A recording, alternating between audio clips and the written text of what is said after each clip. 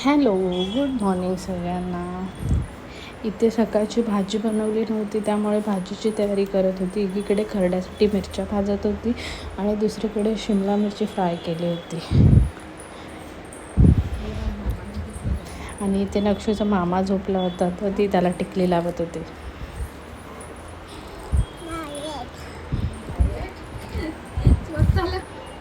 आणि स्वतःलाही टिकली कुठे लावून घेतली.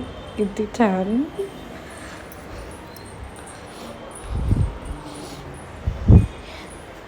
इकडे आम्ही करतो तसंच लादी वगैरे पुसतो, तसंच स्वतःही मॉपने लादी पुसायचं काम करत होती.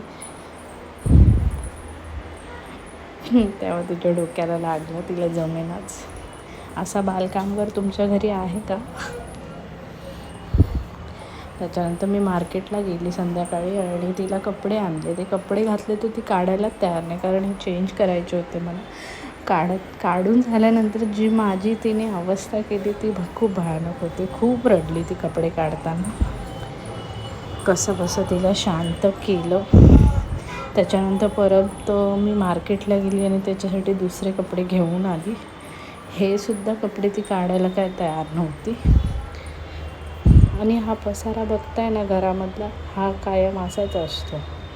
कोणी जर उचलायची हिंमत जरी केली तर बापरे, विचारूच नका, काय सोय नाही. कोणाची बिशात ते उचलून ठेवायची. त्याच्यानंतर आम्ही निघालो घरी.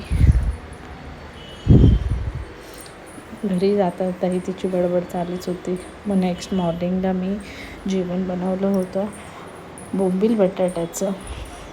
खूप छान झालं होतं आणि दिसायलाही सुंदर दिसतं. चला तर मग भेटूया नेक्स्ट व्हिडिओमध्ये. बाय.